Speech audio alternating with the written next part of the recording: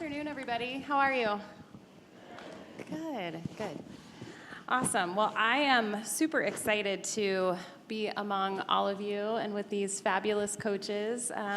We're really honored to have this conversation today on a topic that I think we tend to hear a lot about, at least in the popular culture. And what we are really hoping to do today is to have a bit more of a nuanced conversation about this topic, something beyond what you might get in your Instagram feed, where it's great that we're talking about it more on a larger scale, kind of culturally, but I would actually suggest that a lot of the conversation out there today about boundaries actually fuels, I think, some misconceptions, and we'll probably get into some of that today.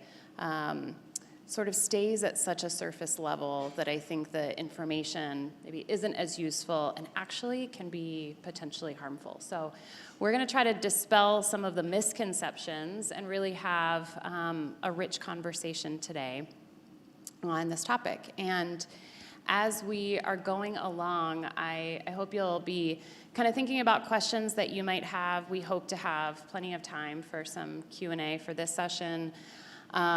We would also welcome if, as we're talking, you are struck by some of your own more tricky boundary situations and you'd be open to sharing them, maybe even for a little live coaching at the end of our time. We would love that. So just take note of what's coming up for you as we talk about this. And I guess I'm going to introduce or have our panel introduce themselves in just a moment, but I guess the last thing that I wanted to say by way of introduction is just that even as a psychologist, as somebody who's been working with patients and talking about boundaries and writing about boundaries for a long time, it actually wasn't until embarrassingly recently that I have realized that what I was doing was not actually setting boundaries at all. I was making requests. So if you are not familiar with the difference between the two, that can be our little teaser. Stay tuned. We'll hopefully get into that today, but I just want to level set that this is something that we're all constantly investigating, understanding in ourselves. And so with that, I wonder if we can all introduce ourselves a bit, and I'm thinking beyond your name, if you would share in the spirit of we all struggle with this, a boundary or a type of boundary that might be particularly challenging, even with all the personal work you've done, that maybe continues to be a challenge for you to uphold. Do you want to start? Hot seat, yes. Hi, everyone. I'm Tian Philson. I am the coach for Cohort 3, so yay, Cohort 3. I'm the founder of Love, Strength, and Fitness, LLC, and what I like to share is at LSF, we help very ambitious, passionate people go inward so they can go upward, right? So higher levels of clarity, confidence, authenticity, right? And what was my other question? A boundary Something that's tough for you. Something that's tough for me. And yeah, you're right. I've done so much inner work. It's so important that even now, as I go through and I have conversation after conversation and then face my own struggle time and time, the boundary I am still working through is actually different than what you might imagine. It's the ability to get comfortable sharing my own feelings and emotions with others, right? And that's actually a part of boundary setting, is being able to express your needs by acknowledging and asking others to acknowledge what you're feeling. I tend to hold a lot of space for others, but I don't openly share. So that's my boundary. Hi, I'm Rachel Schwartzman-Murphy. I'm with Cohort 2 over here. Thanks. So I am a life and relationships coach, and I'm also a certified Enneagram practitioner, so I incorporate the Enneagram in my coaching. And before so I've been a coach for maybe 5 or 6 years. Before that, I was a full-service wedding and event planner.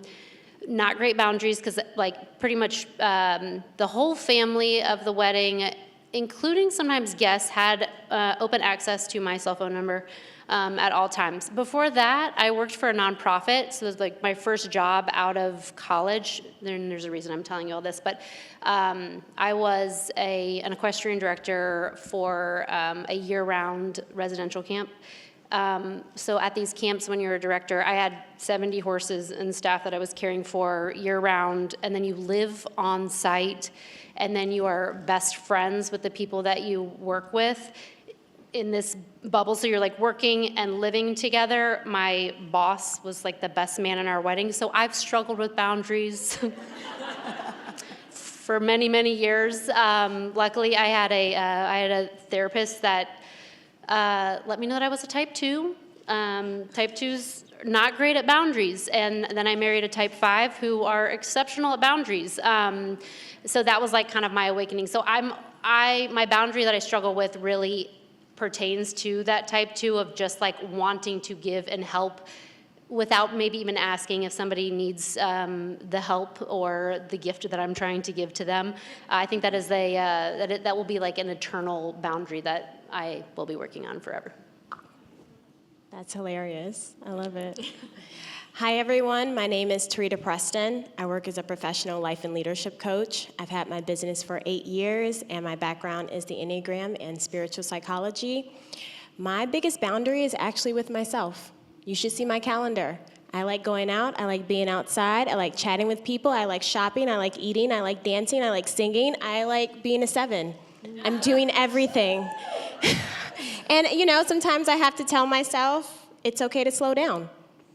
I don't have to build it today. Do I actually want to do it, or do I just like the thought of it? So that's a discerning distinction that I have. Since we're touching into boundaries with ourselves, which I don't know is something that we all talk about very often, at least in that languaging in that way, and I love that we are already today. So could we talk a little bit about what does that mean to have a boundary with yourself? I guess that's to anyone. Tarita, do you want to start? Yeah. So I think oftentimes we think about boundaries as keeping other people out, but sometimes boundaries are there to keep ourselves in. And you said it before, right? Am I helping too many people? For me, am I trying to be places and spaces where it really doesn't serve me? Am I signing up for things with the right intention in mind? Have I actually brought myself along? Have I used my own 24-hour rule? I was just talking to a client about this. It's like when we start to feel resentful, especially when we are givers, it's because you've given more than you've authentically wanted to. So do you have a rule that says, before I say yes to this, before I agree to it, let me talk to myself, because I may be a person that struggles with guilt, struggles with disappointing others. Let me have a conversation with myself and ask myself, does this need help? Okay, maybe it does. Does it actually need my help? I think there's a distinction there, because we might want to help people, but they don't actually need your help, or they didn't ask you for it. So that has less to do with them and everything to do with us. Sure. I will say I define boundaries as a personal agreement that I've made with myself to uphold integrity with myself. And I do it using my prefrontal cortex. So I'm like not doing it in the moment. I'm not like, oh, this is a great time for a boundary because I'm mad at you now. I'm doing it like I've noticed this is a situation that kind of continually comes up for me. I need to set some time aside, preferably with a coach or somebody to like talk through. This is a pattern. I think I need to set a boundary, which is literally just like, what questions am I gonna ask myself? Like Tarita's saying, what agreements am I gonna make with myself so that I don't continue? But I'm doing it ahead of time, and they're always questions that will give the pause, that will like make me be like, wait a minute, what was that agreement I said to myself? I also want to add that with boundaries, they're seasonal. I find that I am constantly rechecking my boundaries because they do change over time.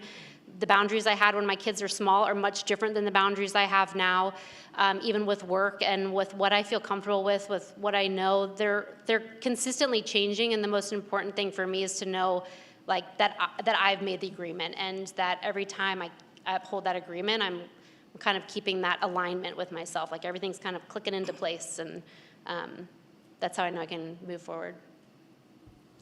I love the phrase that was used. I think Tarita, you said bringing yourself along and sort of determining, like, am I here with myself on this journey or this agreement? And I'm wondering if you all could speak a little bit to how, like, very pragmatically, how do you check in with yourself? How do you determine how you feel about something to know, is this like a full yes, or how, if I've given myself the 24 hours, what am I doing in that 24 hours to know, like, this is really what I'm, aligned to do? Yeah. What do you do? Yeah. Yeah, and was that for Tarita or for me? That's for you. Okay. It's your turn. All right. I love what you both have said already, and I love that as the follow-up question. For me, the way that I pragmatically check in, and again, right, like I always start with going inward, and that's what these ladies were talking about too. The first question is, what do I value? What are my values? Because when I think about boundaries, I think about very practically, boundaries are something that we put in place to protect the things of value. So what are my values, right? So if I value connection or well-being or stability, and then I'm making a decision, and I don't know if it was you, Rachel, or you, Tarita, that said something about feeling resentful. I think it was you, Tarita, right? And so when I start to have that check-in with myself, I am literally measuring my bodily sensations around like what value is being supported and what value is being challenged. And what's the feeling that I'm getting? Is there a feeling of like constriction, resentment, frustration, or openness, alignment, excitement, joy? So that's like at a very basic level. It's a full-on check-in relative to my values and relative to those things that I am striving to uphold every single day. And then I'll leave it at that for now. I think we have to follow the feeling and the stories that we tell ourselves. Because sometimes we say yes to things out of obligation, or we should on ourselves. I should do this, I should do that. It's like we're shoulding all over the place kind of thing. And especially if you've had a patterning of feeling guilty or feeling disappointed, anytime that you have to assert a boundary, those feelings are going to come up. And so I like to slow that whole thing down for myself and for clients and ask them, okay, so what are you making that mean? If you say no to this, what do you think's going to happen? And I think underneath a lot of this is just fear. Fear of what people are going to think, fear of how they'll react. Oh, I don't think that they can handle this. That's just a lot of things that I hear. It really means you can't handle it. Like, you don't want to deal with the emotional blowback of having someone, or you like being the person who's meeting everybody's needs. And that's where you're getting your sense of self-invalidation. So I think it really... Feel called out. I feel called out. And so I think that's an area where all of us can really just take a deep breath, just really slow down and really ask ourselves, okay, what's driving my action? Is it serving me? Is it not serving me? Do I have other commitments before I just react and say yes because I want to look good and I don't want to look bad? It's like we can grow up.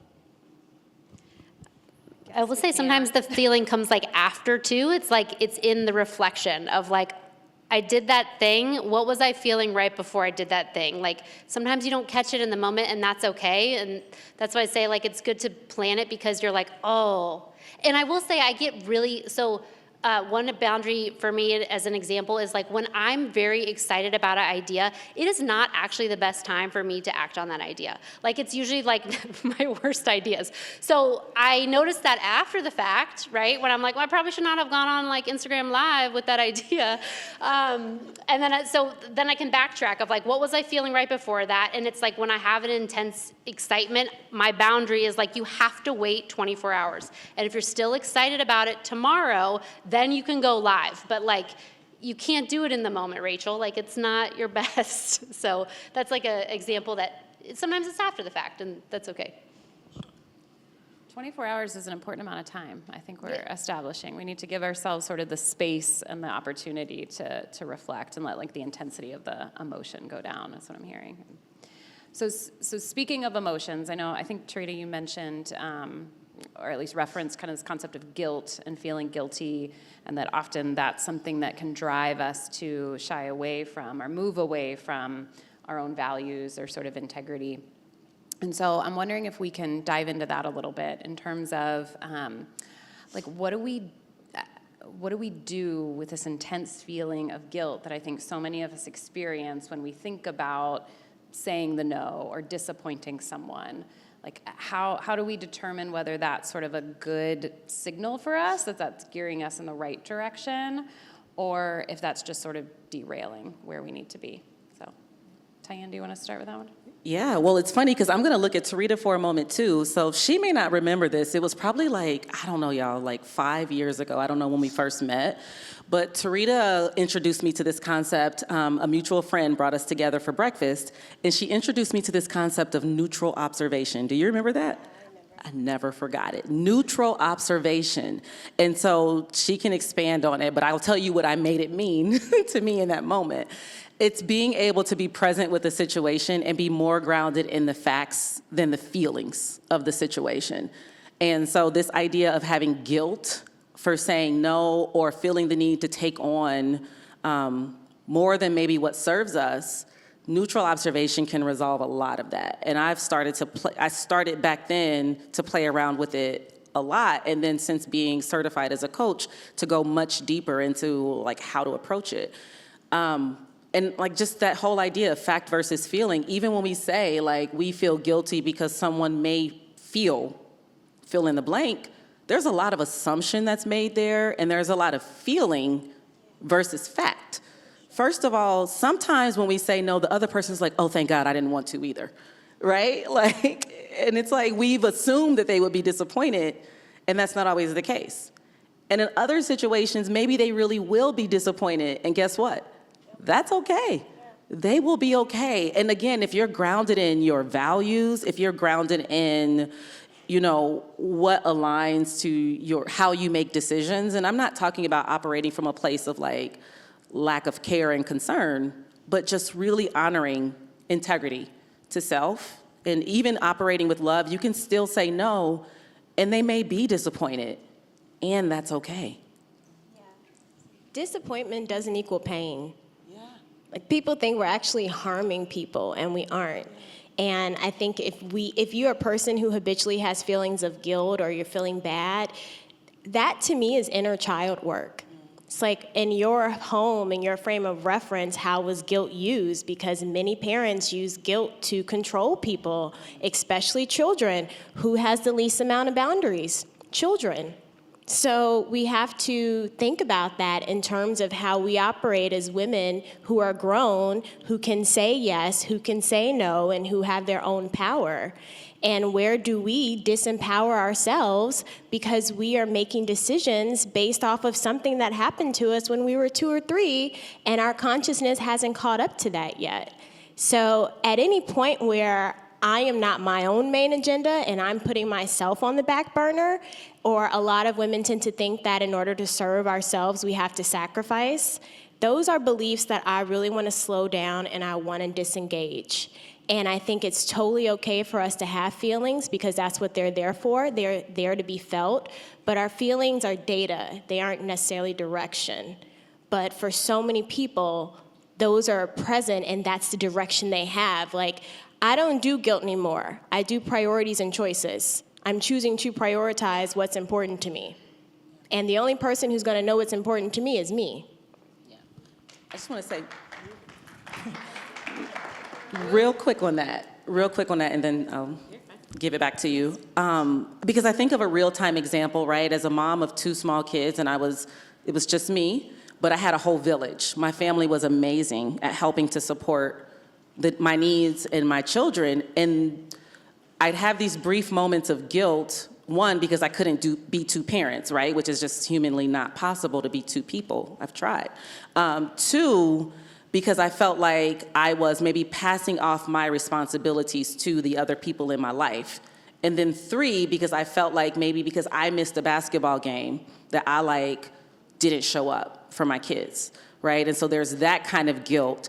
And that's the kind of guilt that really doesn't serve because, again, it's a whole feeling instead of a fact, where in reality, some of my deepest relationships for myself and with my children are those people that showed up for them and recorded the game for me that built a deeper, stronger relationship because of that dynamic. And not only that, but allowing myself to have to make choices, because we're trading off choice all the time, that says this was the right choice to make in this instance, and it doesn't make me any less loving, present, or caring, and it was for the right thing.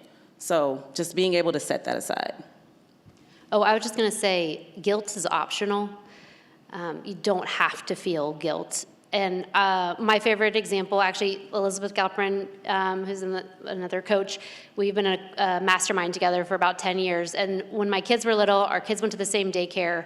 We got done early with something, and I was like, I should probably go pick up my kid. Like, I feel really guilty if I'm like, I have the time and I'm not like going to pick them up. And I'm like, don't you feel guilty, Elizabeth? And she was like, no. And I was like, wait. That's allowed? Like, that's an option? And I mean, she was just like, no, I'm doing my job. They're doing their job. I'll pick them up at the allotted time. I mean, it was like something, whatever. She said it lovingly, right? She obviously like, but I was just like, I didn't even know it was an option. It didn't even cross my mind that I could choose to not feel guilty. Like, it just felt like it came with the territory. And so like that moment, and then afterwards just realizing like all of my feelings, like even if I feel them initially, when I really check in, like, why am I feeling this way? Is it because I was told somewhere along the line that mothers should always want to be with their children? It's just not true. It's just not true.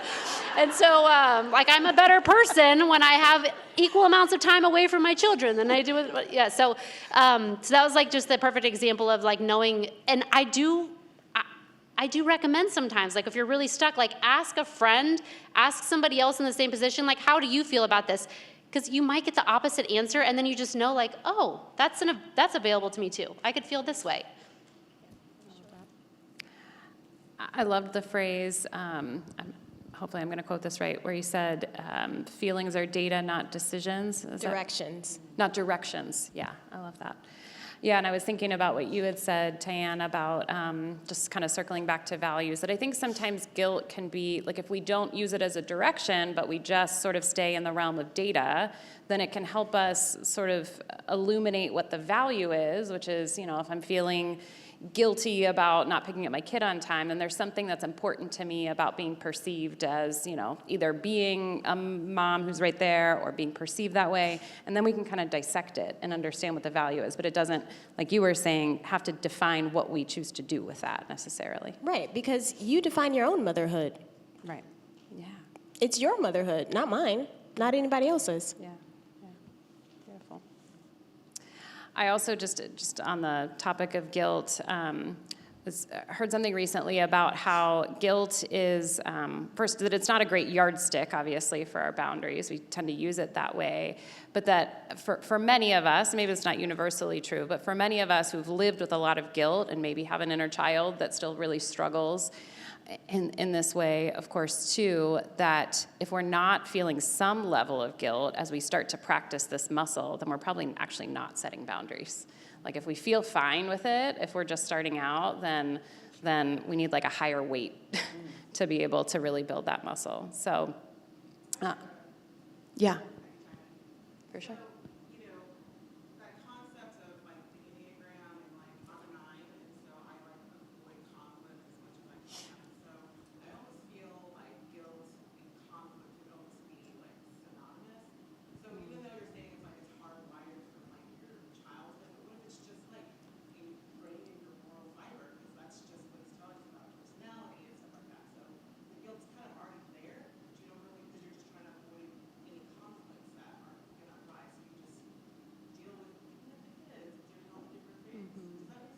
Yeah, I think so. Do you guys want to speak to that, even from an Enneagram perspective? I think you have I would question if the guilt is actually ingrained in your moral, like in your being.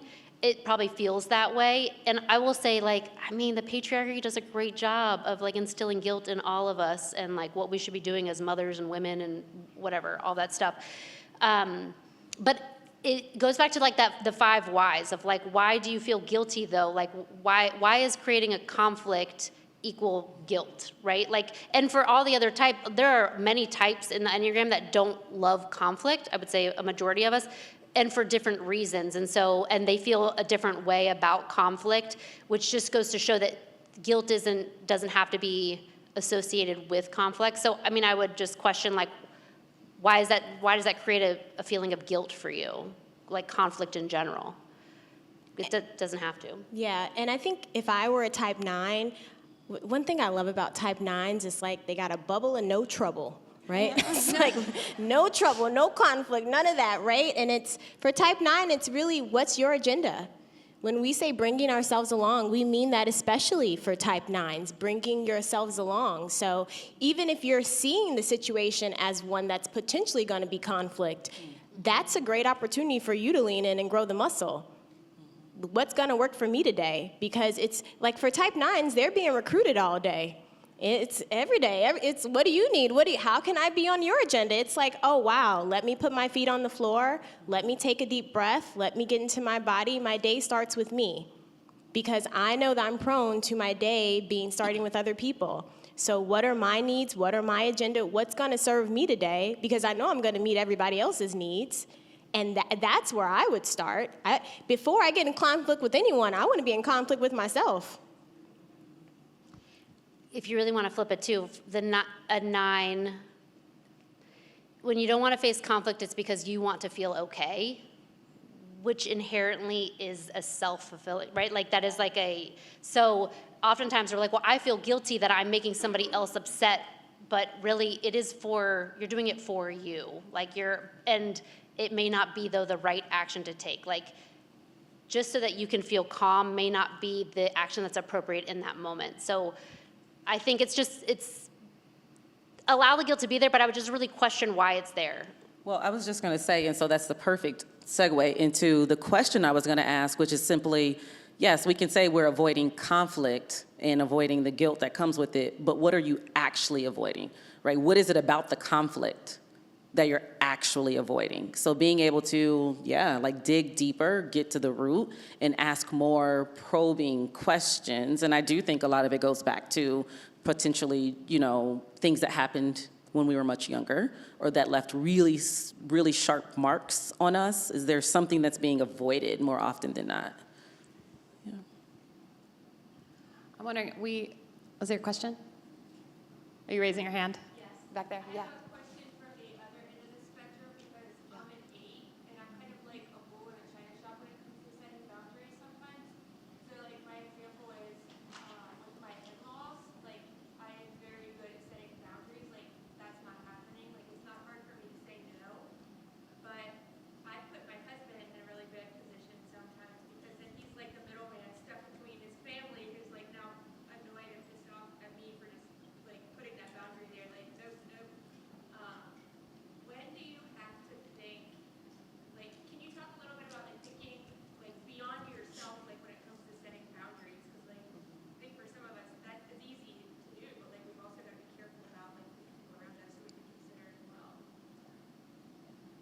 Can I start? Sure.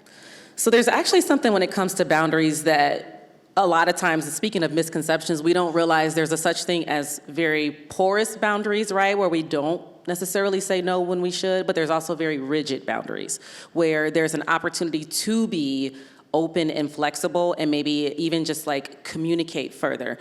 I can't see you now. I see you now. So a lot of times if you are saying no, I still go back to what I said earlier around like you're likely protecting something that you value. And so by saying no to something, what is it that you are attempting to say yes to?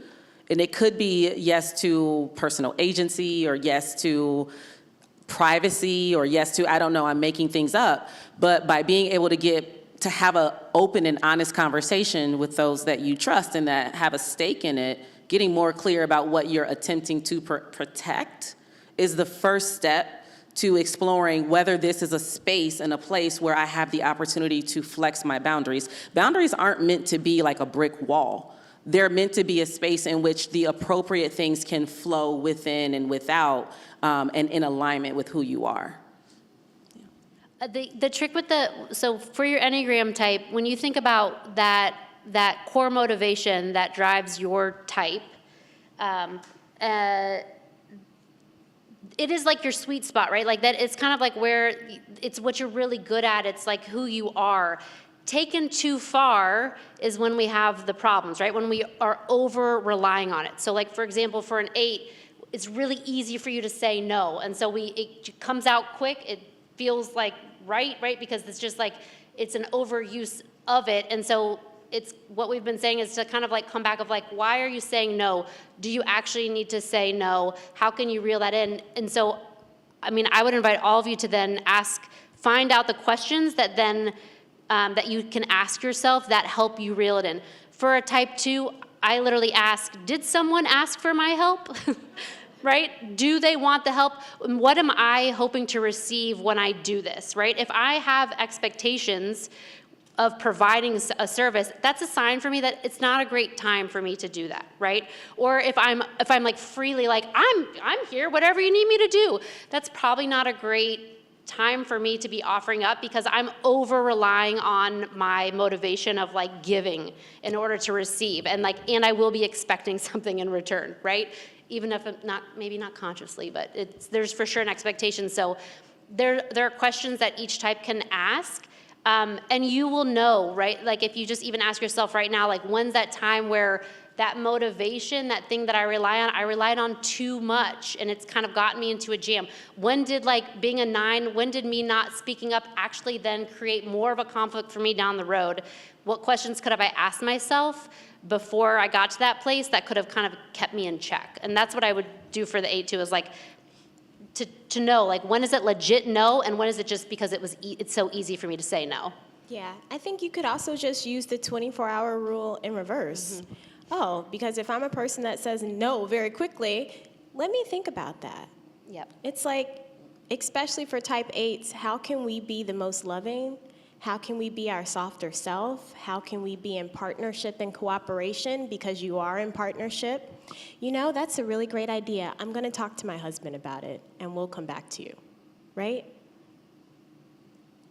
I mean, because my husband is a 5, and he's like, nope. Like, if any request, he's like, nope. We have a rule now that like before we say yes to parents or in-laws, we're always like, let me check with Jack, right? And it's a good tool for both of us because we can both kind of take a step back and actually ask like, what's this about and why do we want to say yes or no? Kind of along those lines, I'm thinking about, as we get into the, I think, nuances of this, which is awesome. What about when we are maybe on the reverse side, like we're given some examples, but we're on the reverse side of maybe someone else's boundary that maybe we actually feel like that's unreasonable of them, that feels too rigid. And I'm thinking about situations where maybe it's even like an employee of our own or someone that we're managing and we feel that tension, or our partner or someone else in our family, but we feel the tension of someone else's boundary. How do we sort of tolerate that and what do we do with it? I do think this is where it gets really nuanced and tricky because for the entrepreneurs who have staff or employees or even contractors and if you are managing, there are expectations within a business that hopefully are thought out and done intentionally and well laid out. And sometimes, regardless of whether the employee likes it or not, it is integral for the business because it's been laid out. I'm thinking of examples, but I think that's where it gets a little dicey, right? Because maybe it pushes up against somebody's personal boundary, but it is for the business. And then I think, up for debate, obviously. But that's where I think the question of just like, what is my role right now? Like, am I acting as an employee or am I acting as a parent or a woman or whatever? And which one am I wanting to kind of stand in more? I don't know if that makes sense, but I think it can be really can get tricky outside of the workplace. Though, if somebody sets a boundary, I mean, you don't have to follow it, but then they're going to do whatever they do when you cross their boundary. Well, what I would say to that is, so there is, and I like this workplace example because I think that we can talk about personal relationships a lot, and then you've got the work dynamic. And I don't know that there's anything very different about the work dynamic, except remember earlier when we defined boundaries, we said boundaries had to do with limits and rules and agreements that we set, right? So in a work dynamic, be it a corporate environment or an entrepreneurial environment, you've also got agreements that you set, right? Work that you've committed to. And so there's some things that are very straightforward, right? Like, we're working on a project, I expect you to contribute, that's an agreement we have, and that's how you get paid, and blah, blah, blah. That's really straightforward. I think where it can get tricky is when maybe you're asked to do something that can be in the gray area. Like, so let's just say I set a boundary that says, you know what? My family is important to me. I don't work after 5 o'clock, and I don't work on weekends. That's a boundary that I've chosen to set for myself. Now, the other important part is boundaries have to be communicated, right? And so you kind of teased earlier about, communication is very important. So in the general sense, we've communicated work expectations and role scope, and I know that those are not perfect, and I know whatever. There's nuance to that. But the point being is that something has been communicated that all parties have agreed to, and then let's say I have a boundary that says I don't work after 5 o'clock, and all of a sudden there's an emergency and I get a text at 6:30. Am I gonna be like, I know the building's burning down, but I don't work after 5 o'clock, too bad, right? Probably not. And especially like in a room full of leaders, I trust that we all have the discernment to say there are exceptions. There's exceptions, and that's why boundaries are made to be flexible. Now, if every Friday you email me at 4:30 with something that you need at 8 a.m. on Monday, that is not an exception. You've now tried to make that a rule. And my boundaries say, like, because it's not a part of the agreement that we set, I don't work on weekends. That's a conversation that needs to happen in order to reestablish expectations. So honestly, and maybe I'm oversimplifying, or I don't think it's actually that hard when you have very clear communication. I think you've got to be courageous. We've talked about overcoming fear. You've got to be willing to face challenging conversations, to stand in your own truth and understand your values, and also acknowledge the circumstances at hand and use the discernment to say, this is a time when I need to flex my boundaries. This is a time when this is not about a boundary, but this is about a lack of acknowledgement of said boundaries. I agree. Ditto. Y'all, Tarita just said, I agree, and that was the end of it. One band, one Trita's sound. face over there, like she looks ready to go. What's she gonna say? She just said, "I agree." I was ready for what you added. One band, one sound. One band, one sound. What beautiful, beautiful. I hope you're all. More questions might be percolating. In a couple minutes, I'll kind of open it up, and I'd love to hear more of those. Or if there's one right now, go for it.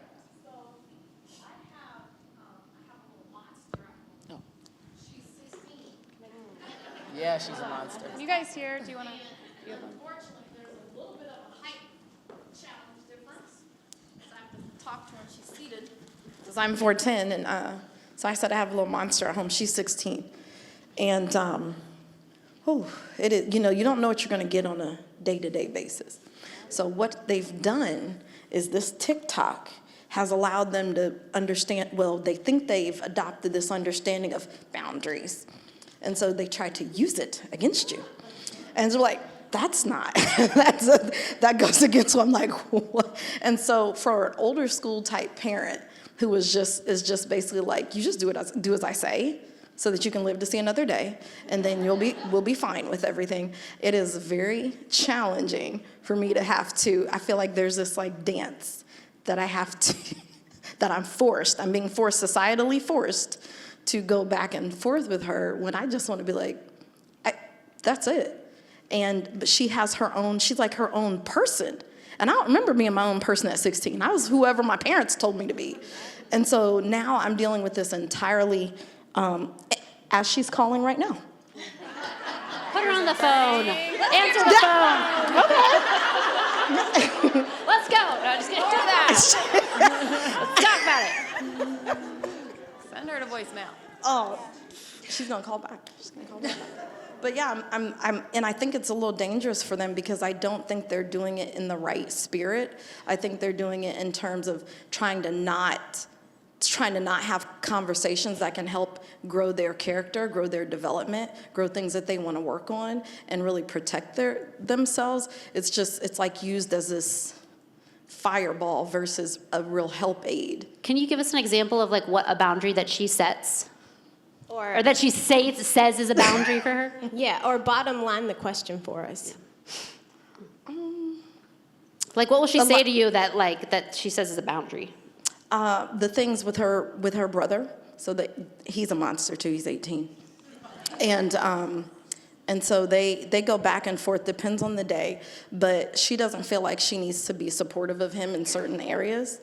Okay. I don't like the way he responds, so that doesn't mean I have to, that's beyond that's a boundary for me. And so I don't want to engage with him. And I'm like, he was just having a moment. Like, we need to actually work through and talk this out. You can't just like close the door on him and then just ghost him and not deal with him for 3 days. I mean, why not?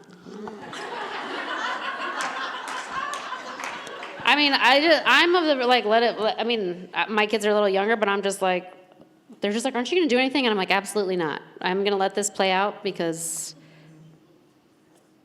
I don't. Okay, so I will say, and you guys, with a boundary though, when you're setting a boundary, you are saying, this is my boundary. If you talk to me in an elevated voice, like I don't like you yelling at me. Let's say that. I don't want you to yell at me. If you yell at me, I will remove myself from the situation. You can't just say, you can't yell at me, and then wait for them to stop yelling. That is the biggest misconception around boundaries, is saying, like, you can't do that. That's my boundary. Like, you're crossing my boundary by yelling. You have to be prepared to take action. If you keep yelling, I'm gonna leave the room. I'm not gonna talk to you anymore. I'm gonna postpone this conversation. So that is really the key to a boundary. She is kind of doing that. She's saying, like, hey, if he's going to talk nonsense, I'm not going to participate. It's kind of it is a boundary. You get to decide as a parent, though. I think when they're under 18 that you have rules and stuff, but I'm probably not the one, because I'm kind of like, let's just see how this plays out. I don't know. I want to come back to Tarita's. So I think we all understand the challenge, the difficulty, but I don't think I understand the question. Can you maybe restate for us the actual question that you have? Sure, well, I don't want to belabor. Is it how to handle Oh, there you are. It feels like she's setting it's boundaries. more like, you don't it's like like it. how You do you don't. deal It's not with the way your you daughter? do it. it's more like when there are expectations of you, like coming home at a certain time, and you've decided to do X, Y, and Z, but you say that for your mental health, like now she has mental health days. Yeah. Which is, I got you. okay. Right. Old school parent, like you just get up and go to school every day, shut up. That's what you need to do. Yes. But she will say she has a mental health day and that she could not do what we've already agreed that she was going to do, and now she's claiming that, and that anything outside of her day that she needs for herself and with her friends to kind of get through it, that she needs to prioritize that. Yep. Okay. That's wild to me. So here's what I would say, and this is for everyone who's in the process of raising teenagers, which I have done. So it's not the issue that's the issue. And what I'm about to say may seem a little radical. It's not what she's doing. It's not her. It's how you're relating to her. And most importantly, it's how you're relating to yourself. Because even when you were telling the story, it's like old school parenting. It has nothing to do with her and everything to do with your own inner teenager who wouldn't dare, who didn't have the choice, who didn't even have the option to do any of what she was doing. And so she's there, but what I imagine you're dealing with is, I never had this. I could never do that. When my mom said jump, I was asking how high. I was already in the air before she even asked me to do anything. And I'm speaking from lived experience, right? It's like, in those situations, they can trigger us, but what's really being triggered is our own teen who's like, I never had that freedom. I'm upset about this. So that means I gotta go and work with myself. I got to go talk to Teen Tarita about, wow, how did you feel not having a choice? What was it like for you to really not have any boundaries? Because you didn't really have as much freedom, right? And for someone who didn't have freedoms as a teen, I can appreciate how triggering it could be to have a teen doing whatever the hell they want to do, right? That has nothing to do with them and everything about how we hold it. And I remember being on the phone with my coach, and I had my teen was in the house, and I asked her to wash the dishes, and she was like, "You want me to wash dishes? I can't believe you're asking me that." And I'm sitting there like, "What do you mean?" And it was like, oh, wait a minute. I can firmly say, hey, I really hear you. It's totally fine to emote, and I need those dishes done in the next 30 minutes. And I can walk away. I don't have to go in a back and forth, because at the end of the day, whose house is it? And I can be loving, I can hold boundaries, and I can still be very firm about what's going to work in my house and what won't work in my house. I also don't have to scream, I don't have to get in a shouting match, and I can still be from a place of neutrality and be very clear about, I'm mom. Yeah. I pay the bills, I put the food on the table, and at any point you don't like it, you're welcome to leave. But in this house, we handle conflict a certain way, we treat our siblings a certain way, and we talk to each other a certain way. I love that. Oh. Oh, no, I was just gonna say the other thing with when I was a teenager, also checking with yourself of like, what am I making this mean about myself as a mom if I let my kid get away with having a mental health day? Because usually that is like the trigger too, is like, what are people gonna say about me if I let right? Like, I'm not a good mom, I'm not old school enough, I'm not whatever it is. That stuff can really mess with your mind too. Yeah, and it sounds like she has some things that she wants to share, that she's dealing with, that we can't really fully be there for them because we're too triggered by the shit that they're doing. Yeah. Honestly. So you can have rules. Rules are different than Right. Yeah. And I think everything that was said is extremely valid. And from a practical standpoint, the other wonderful thing about boundaries is, and I don't think we've all said this, or maybe we did, but I'm going to reiterate it. Boundaries are not as much about the limits that you set for other people. They're about the limits you set for yourself, right? So like we said, you can have rules within your household. These are my expectations. When I ask for this, you deliver that. If you choose not to abide by my rules, here's what I will not be doing. That cell phone bill or that whatever. Like, so you've got choice in saying, okay, like in this house, we contribute to the chores. In this house, we treat each other with respect. That's a non-negotiable. You can have your mental health day, but my expectation is in order for me to do X, you've got to complete Y. Right? And so it comes back to you. And so what do you change as a result of that boundary not being honored? The best example of my kids were toddlers. I refused to lose my sanity in the morning. So when my son would not get dressed, he went to school in his pajamas. So I was like, I refuse. I will not lose my sanity and fight with you about this anymore. You'll be going in your pajamas. And he did, and then he never went in his pajamas again. I had a quick workplace example that I wanted to share to kind of maybe give some color to what I feel like she was kind of starting to get to, although everything you all just said was amazing, of course. And that is where the other side of it is that when it feels like sometimes boundaries are being weaponized or abused in order to side pass or get around doing the hard thing. So for my example, I had a recent contractor who now is no longer a contractor with me tell me, and I am down with strengths and strength finders, but she said, one, I ideate, I don't execute.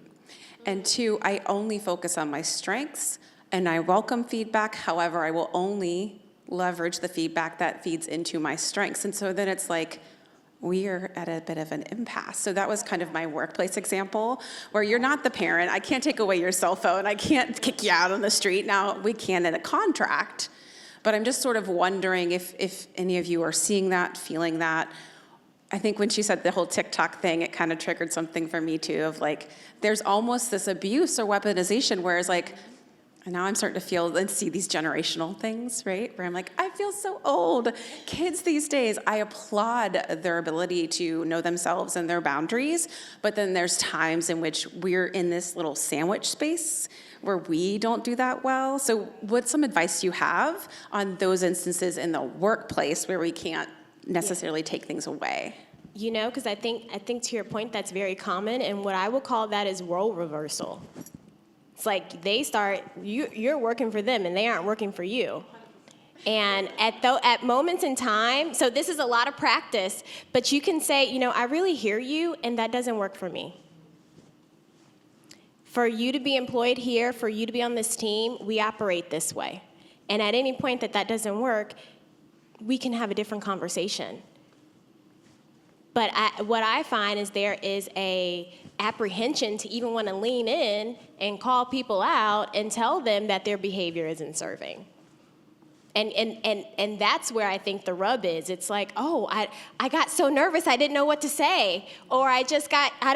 It's like, yeah, you know, that's so interesting. I really hear what you're saying, and that doesn't work for me.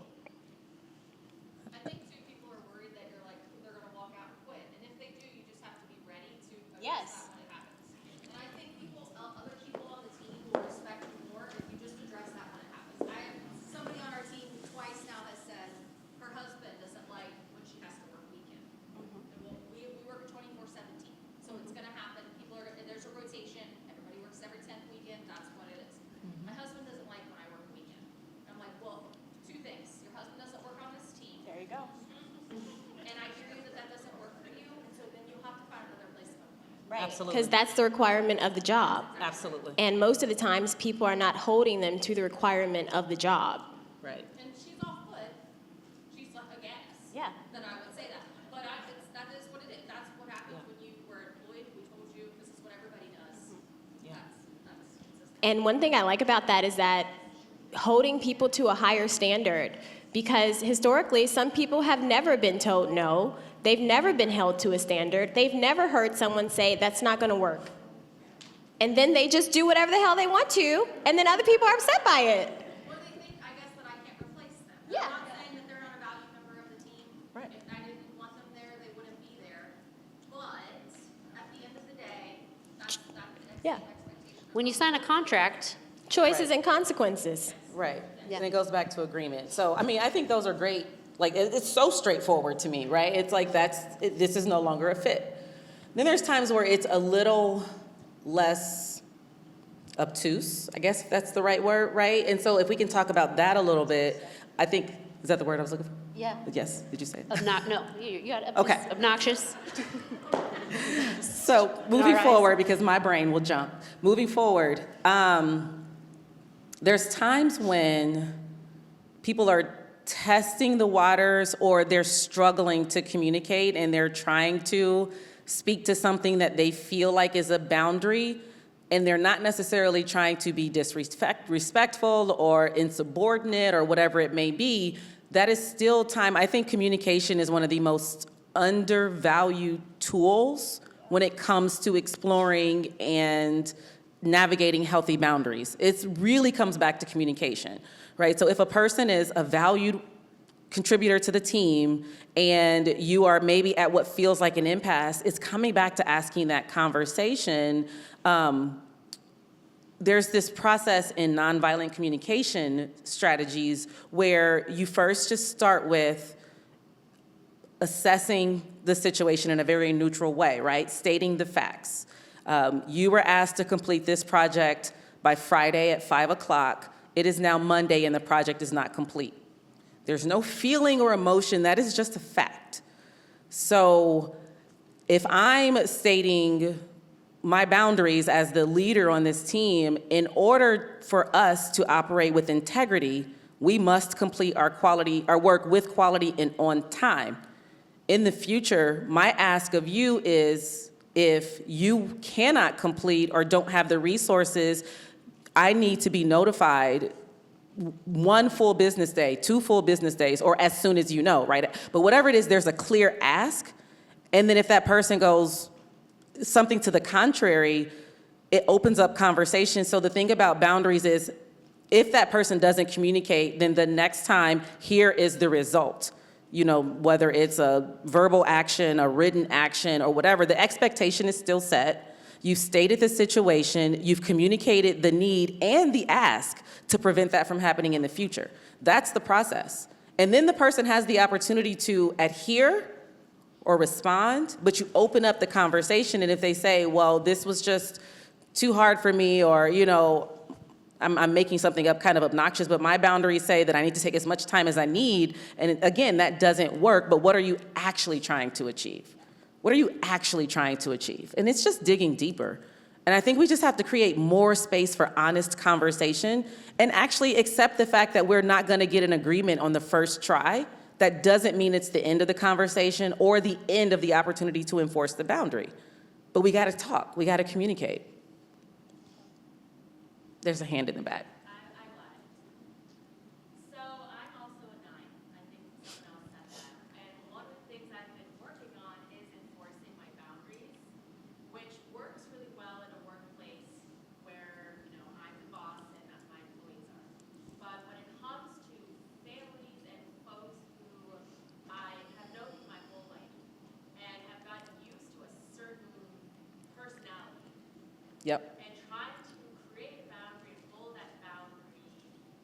And, you know, I'm a big believer in progress, not perfection, but it seems like when you lapse on holding a boundary, it feels like you're starting from scratch. So do you have any advice or things to think about when you're trying to build a boundary with someone you already know, or who has taken advantage of the fact that you didn't have one prior? I do, but I just talked. You guys go. And I'm just going to mention, this will probably be our last question before we run out, so get I it all think- in here. So what I would offer is that building boundaries, especially with our parents, are muscles that grow when we lift the weight up, not just by looking at it. So the fact that you say, you know, it feels like you're starting from scratch, you probably are. And it will feel like that. And they may not like it, but we don't do that for them, we do it for us. So if you do it once, you'll do it 1,000 times. And eventually you'll get to the point where you'll start to see their protest behaviors. Oh, they get upset, they stop talking to me. Don't worry, she'll call me back in 2 days like nothing ever happened. Right? Because that's exactly, right? That's where you can just start to just notice the patterns that they have and just continue to strengthen your resolve. I wouldn't make it mean anything about you. If you wanted to do some more research, you can do like inter-family systems. That'll tell you a lot about how our parents show up, especially if you're dealing with parents. You could even go to books. How to Heal from an Emotionally Immature Parent would be a great reference. There's also a wonderful book called Create Boundaries, Find Peace by Nidra Tawwab. And I would continue to lean in. Because it's one thing to say a boundary, it's another thing to stand on business. And we need practice standing on business. Yeah, I'll also say it is worth practicing ahead of time. It is worth playing out ahead of time. You know your friends and family enough that when you set a boundary, you probably know how they're going to respond. I would play it out. I would know how they're going to respond. Maybe there's 3 different options of the way they could respond, and even just practice like, okay, in that moment, this is how I'm going to feel. You guys can all conjure up the feeling right now. Like if I told you guys to think of like having a really hard conversation with a loved one, right? Like probably already there's like a little something in your gut. So practice that ahead of time. Okay, I'm going to feel this feeling, and I'm going to say and no, right? And to just so that you're not like hoping that in the moment that you show up as with the boundary but that you're actually kind of practicing that ahead of time. And I honestly, I don't think you might be starting from the beginning again, and I will say I don't actually communicate all of my boundaries. Like there's a lot of boundaries that I don't tell anybody about because it's a personal agreement with myself. But sometimes you do need to say, hey, this is something that's been bothering me. This is something I'm going to be working on. If you bring this up, I'm going to be redirecting the conversation, or I won't be talking about it anymore, or whatever that looks like. You may have to repeat that over and over again, not only for the other person, but for yourself too. So, there is no perfection in this. It is something that is going to grow, and then you're going to get really comfortable with that boundary, and then one day you're going to forget and be like, oh, I got to do that again. And it is that's just life. That's how it is. And I just really love what Sarah Gray said in the last presentation, right? When she talked about practicing that pause between reaction or trigger and response. And so at first you notice it later, and then sooner than later, you get ahead of it. It's no different. It's a practice. Tarita talked about lifting the weight. You're probably not starting from scratch. You just feel like you haven't gotten to where you want to be yet, but that doesn't mean you haven't made progress. The biggest reminder I will say too is nobody can make you feel something that you don't agree to, right? Nobody can make you feel guilty. Nobody can make you feel bad. Nobody can make you feel like you're a terrible person unless you actually agree to believe that. So like whatever happens, you don't have to believe the thing that somebody tells you that you are when you're setting a boundary. All right. I feel like we're all going to be going and having some really hard conversations later tonight. We're gearing up. So, yeah, just to recap, 24 hours. Boundaries are not requests. They're what we are deciding for ourselves, using our bodies. And it might be uncomfortable. It's okay. And it's going to be, guilt do is hard not a good things. yardstick. Yeah. Thank you all for your great insights, and thanks for the great questions. And we really appreciate being able to have this conversation. So, Thanks, Ashley. Yeah.